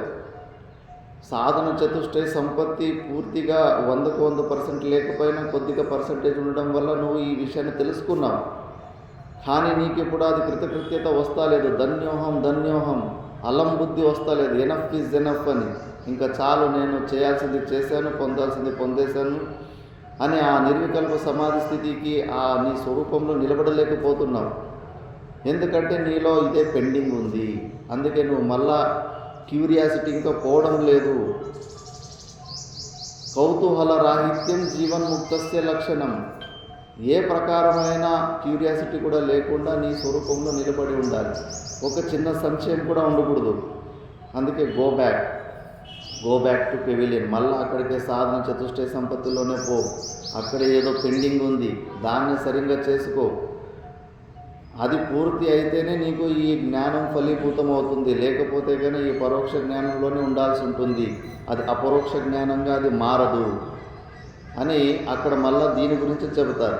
అందుకే కొద్దిగా మెల్లగా అయినా పర్వాలేదు, వివేకము ఈ సంపత్తి గురించి ఇవన్నీ నాలో ఉన్నాయా లేదా క్లీన్గా చెక్ చేసుకొని, ఒకవేళ ఏది తక్కువ ఉంది అనిపిస్తే కానీ దాని గురించి మనం ప్రయత్నం చేసుకుంటూ ఉండాలి. ఇలాంటి అధికారిత్వము మనము పొంది గురుగారి దగ్గరికి వెళ్ళాలి. ఫస్ట్ బాధ్యతలు ఉన్నప్పుడు మనకు ఎక్కువ సమయం దొరకదు. కనీసం ఒక 50-55 సంవత్సరాలు వానప్రస్థ స్టేజ్కి వచ్చినప్పుడు కంప్లీట్గా పరమాత్మను గురించే మనము సమయాన్ని ఇవ్వాలి. కొద్దిగా సమయాన్ని ఇస్తే సరిపోదు. దద్యాజ్ఞ అవసరం కించిత్ కామాదినాం మనాగపి ఆసుప్తే ఆమృతే కాలం నయేది వేదాంత చింతయా. నువ్వు కొద్దిగా కూడా అవసరం ఇవ్వకు. Idle mind is devil's workshop అంటారు కదా. మన మనసుకు ఎక్కువ అనాత్మ చింతనలోకి ఎక్కువ అవకాశం ఇస్తే అనాత్మలో నీకు ఎక్కువ సిద్ధి కలుగుతుంది. అందుకే మనసు బుద్ధుల ద్వారా ఎప్పుడు మనము పరమాత్మ చింతన చేస్తూ ఉండాలి, మన స్వరూప చింతన చేస్తూ ఉండాలి. దేహాత్మ జ్ఞానవజ్ఞానం దేహాత్మ జ్ఞాన బాధకం ఆత్మని ఏవ భవేదస్య స నేర్చనపి నముచ్చతి. ఇప్పుడు నేను మనిషిని అన్న జ్ఞానం పొందడానికి ఏమైనా ప్రయత్నాలు చేయాలి. మళ్ళీ ఏదైనా మనం స్మరణ చేసుకోవాలి, నేను మనిషిని అని లేదు కదా. రాంగ్ కన్క్లూషన్ అయినప్పటికీ నేను ఈ శరీరాన్ని అనేది స్ట్రాంగ్గా ఉంది. ఎప్పుడైతే దేహాత్మ జ్ఞానం ఈ దేహము నేను అని ఎంత దృఢంగా నీకు ఇప్పుడు జ్ఞానం కలిగి ఉందో, అలాగే ఆత్మని ఏవ భవేదస్య, ఏ రోజైతే నీ స్వరూపంలో అంతే స్పష్టంగా నేను సచ్చిదానంద స్వరూపుడైన పరమాత్ముని అంత దృఢ నిశ్చయంగా ఏ రోజైతే కలుగుతుందో, నేర్చునపి ముచ్చతి, నువ్వు మోక్షం వద్దనుకున్నా కూడా నీకు దొరికిపోతుంది. కాబట్టి ఇక్కడ ఎక్కువ ప్రయత్నం చేసేది ఉంది. అందుకే మన సనాతన ధర్మంలో అంతిమ సమయాలు కేవలం ఆధ్యాత్మిక చింతనలోనే గడిపేవారు. విదేశీయుల ఆక్రమణ వల్ల మన సంస్కృతి దెబ్బతిని మనకు ఇవన్నీ కూడా దూరమైపోయాయి.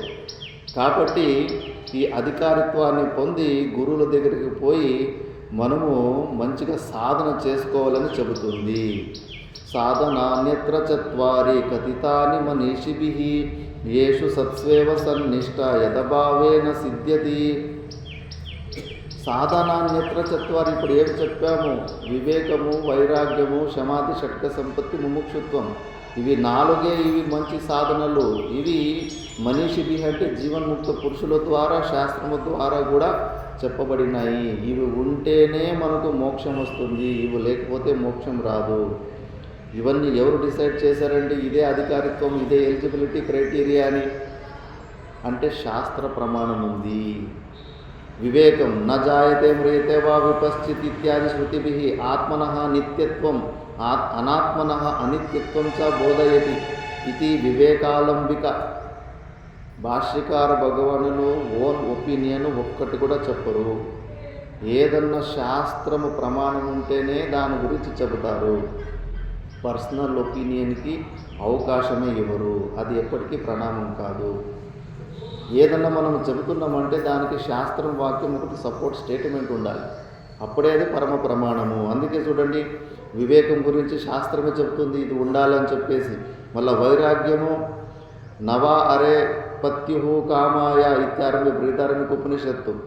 అనాత్మనస్తు కామాయ ఆత్మనస్తు కామాయ సర్వం ప్రియం భవతి ఇత్యంతః శృతి అనాత్మ మాత్రే వైరాగ్య ప్రతిపాదికా. ప్రతి ఒక్కరికి వాళ్ళ స్వరూపమే ఇష్టము. వాళ్ళకన్నా భిన్నంగా ఉన్న కాడ ఎక్కడ మనం పూర్ణంగా శ్రద్ధ పెట్టలేము, ప్రేమ పెట్టలేము అని బృహదారణ్యక ఉపనిషత్తు చెబుతుంది. అనాత్మలో వైరాగ్యాన్ని పొందమని చెబుతుంది.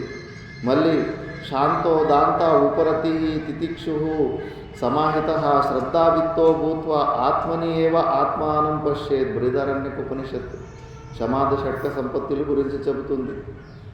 మళ్ళీ నస పునరావర్తతే ఇది శృతి మోక్షస్య నిత్యత్వం వదంతి. నువ్వు మోక్షాన్ని పొందిన తర్వాత మళ్ళీ ఇంకొకసారి ఈ దుఃఖరూపమైన ఈ యోనులోకి నువ్వు రావు. ఆత్యంతిక దుఃఖ నివృత్తి, పరమానంద ప్రాప్తి కలుగుతుందని. తరతి శోకం ఆత్మవిత్. నువ్వు శోకాన్ని కంప్లీట్గా తొలగించుకుంటావని చెబుతుంది. మనందరికీ కూడా దుఃఖాలు, శోకాలు తొలగిపోవాలని కోరిక ఉంటుంది కదా. మరి మనకు దాన్ని పొందాలి, అలాంటి మోక్షాన్ని పొందాలని కోరిక పుట్టుదా? అప్పుడు మనకి ఇంకా ముముక్ష పుడుతుంది. తత్ర ఇచ్చాం ఆదదాతి. మోక్షాన్ని పొందాలనే కోరిక కూడా పుడుతుందని శాస్త్రమే ప్రమాణం ఉంది. భాష్యకార భగవానులు, శంకరాచార్యులు ఏమి చెప్పినా కూడా శాస్త్రం ప్రమాణం ద్వారానే చెబుతారు. కాబట్టి ఇది శాస్త్రమే. అందుకే ఫస్ట్ ఇప్పుడు వీటి గురించినే విచారణ వస్తుంది. ఆదౌ నిత్యానిత్య వస్తు వివేక పరిగణ్యతే ఇహాముత్రఫల భోగ విరాగస్తదనంతరం సమాధి షట్క సంపత్తి ముముక్షత్వం ఇది స్ఫుటం. మొదట నేను నిత్యానిత్య వస్తు వివేకం గురించి చెప్పబోతున్నాను. ఏంటి నిత్యానిత్య వస్తు వివేకం అంటే? బ్రహ్మ సత్యం జగన్మిత్యేత్యేవం రూపో వినిశ్చయః సోయం నిత్యానిత్య వస్తు వివేక సముదాహృతః. బ్రహ్మ సత్యం జగన్మిథ్య. ఈ ప్రపంచంలో ఒకే ఒక సత్యమైన వస్తువు ఉంది.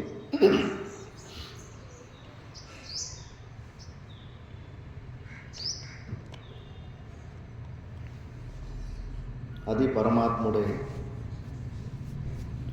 అది తప్పితే మిగతావన్నీ కూడా మిథ్య. మిథ్య అంటే మొత్తానికి లేనే లేదని కాదు, వ్యావహారిక సత్తా ఉంటుంది. పారమార్థిక సత్తా, వ్యావహారిక సత్తా, ప్రాతిభాసిక సత్తా అని 3 ప్రకారాల ఎగ్జిస్టెన్స్ ఉంటుంది. ఇప్పుడు తాడు ఉంది.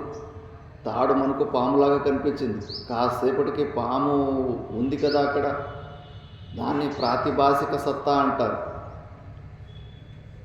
ఏ భ్రాంతి అయితే బ్రహ్మజ్ఞానం కన్నా భిన్నమైన జ్ఞానంలో తొలగిపోతుందో దాన్ని ఆ సత్తాన్ని ప్రాతిభాసిక సత్తా అంటారు.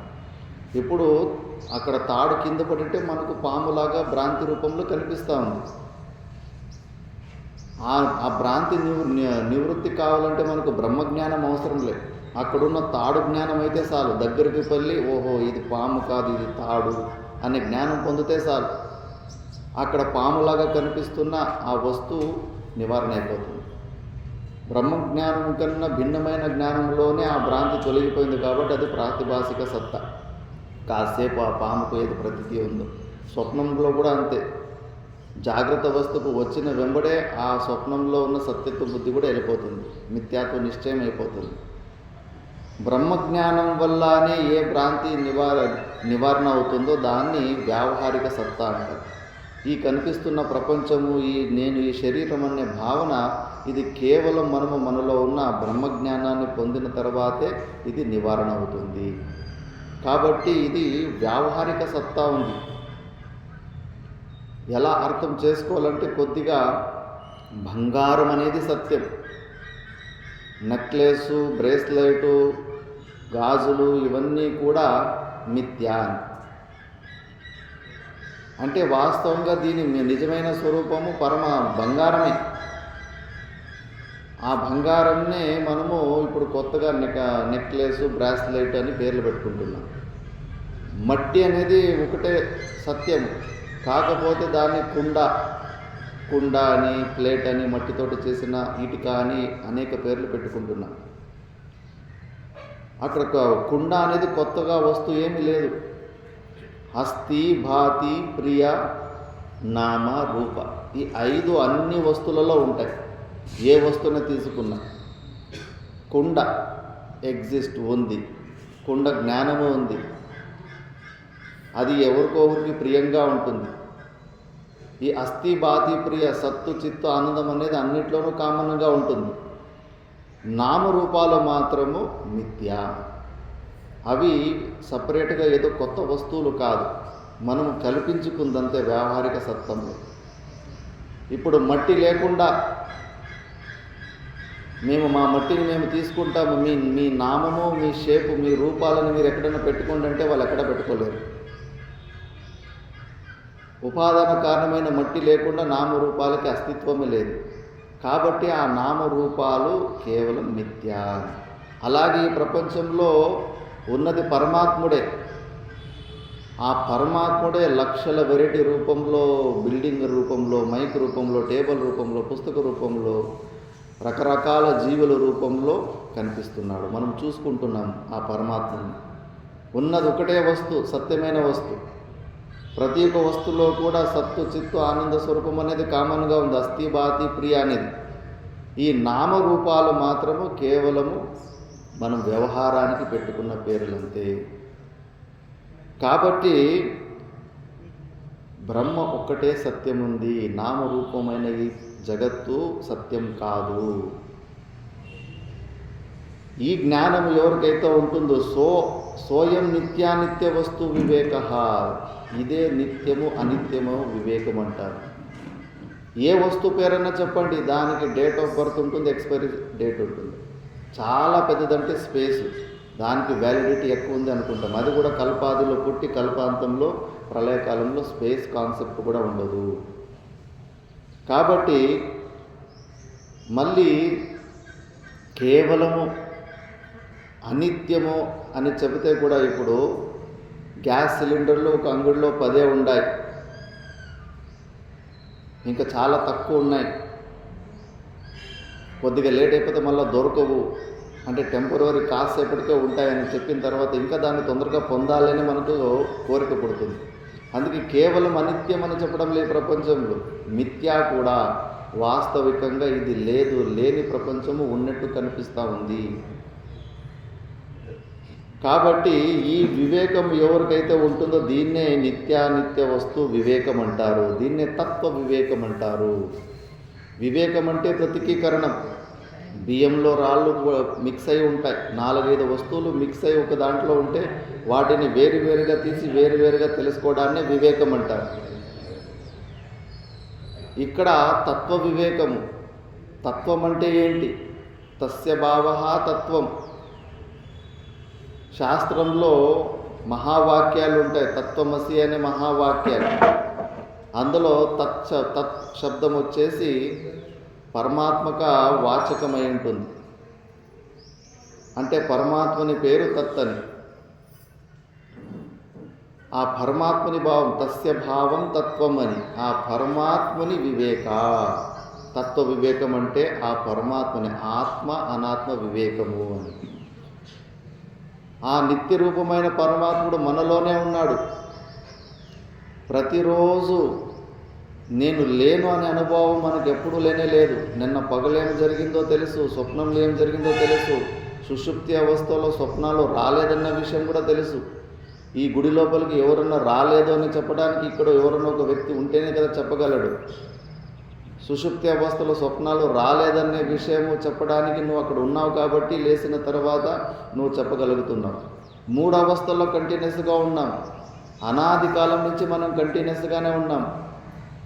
ఇప్పుడు ఈ ఊర్లో ఒక పోచంపల్లిలో ఒక వ్యక్తి ఉండి, హైదరాబాద్లో ఒక వ్యక్తి ఉండి, కరీంనగర్లో ఇంకో వ్యక్తి ఉంటే అక్కడ ఆ ఊరిలో జరిగిన వ్యక్తి ఈ ఊరికి తెలియదు, ఈ ఊరిలో జరిగిన విషయం ఆ ఊరిలో ఉన్న వ్యక్తికి తెలిసి లేదు. ఈ 3 ఊర్లోనూ ఎవరైనా ఒకే వ్యక్తి ఉంటే ఈ 3 ఊర్లలో తెలియదు ఏమేమి విషయాలు జరిగినాయనే విషయం తెలుస్తుంది. కానీ మనకు 3 అవస్థల్లో ఉన్న విషయాలు కూడా మనకు తెలుస్తున్నాయంటే మనం 3 అవస్థలలో కూడా సాక్షి రూపంలో ఉండాము. అందుకే మనము నిత్యమైన వస్తువు. మృత్యువు కూడా అవివేకము ద్వారానే నేను లేకుండా అయిపోతానని అనవసరంగా భయపడుతూ ఉంటాము.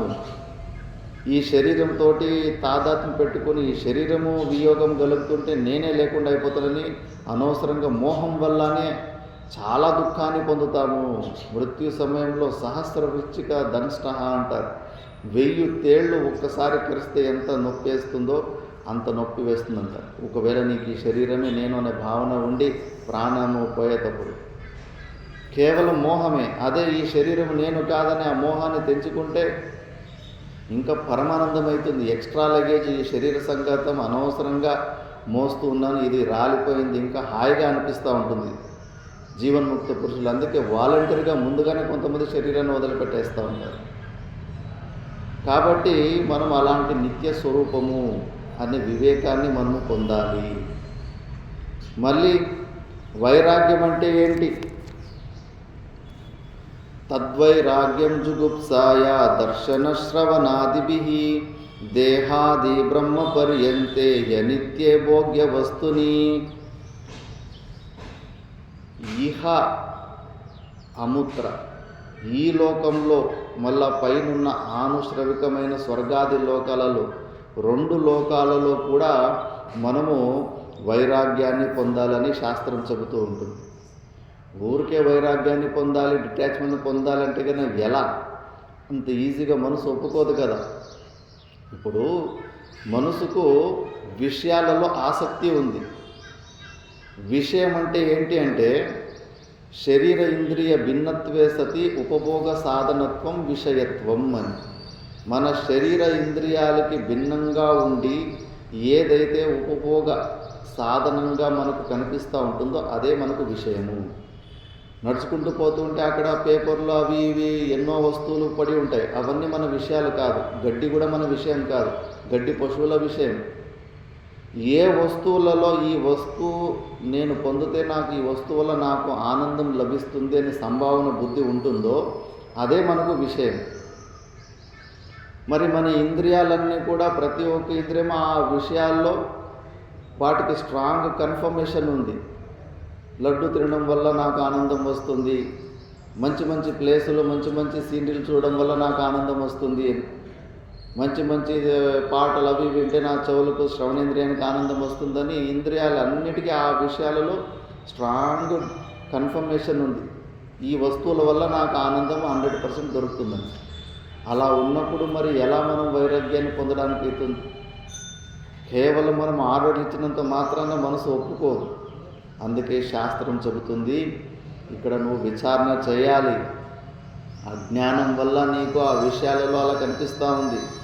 విషయాలలో ఏ ప్రకారమైన ఆనందం లేనే లేదు. ఒక పెద్ద భ్రాంతి కలుగుతూ ఉంది. జడ రూపమైన వస్తువులు. ఎలాగైతే కుక్క ఒక ఎముకని పట్టుకొని ఊరికి కొరుకుతూ ఉంటుంది, ఆ ఎముకకు దాని చిగురులకి తగిలి దాని రక్తమే లోపలికి పోతూ ఉంటుంది. అది ఏమనుకుంటుంది, ఆ ఎముక నుంచి ఏదో పుల్లగా రక్తం లాంటిది రసం పోస్తూ ఉందని అది భావిస్తూ ఉంటుంది. వాస్తవంగా దాని రక్తమే పోతూ ఉంటుంది, వదిలిపెట్టదు ఎముకలు దొరికినాయంటే. తర్వాత వంటె తుమ్మ చెట్టు ఆకులు తినడం అంటే చాలా ఇష్టం దానికి. ఆ తుమ్మ చెట్టు ఆకులో మంచి రసం వస్తుందనేది భావిస్తూ ఉంటుంది.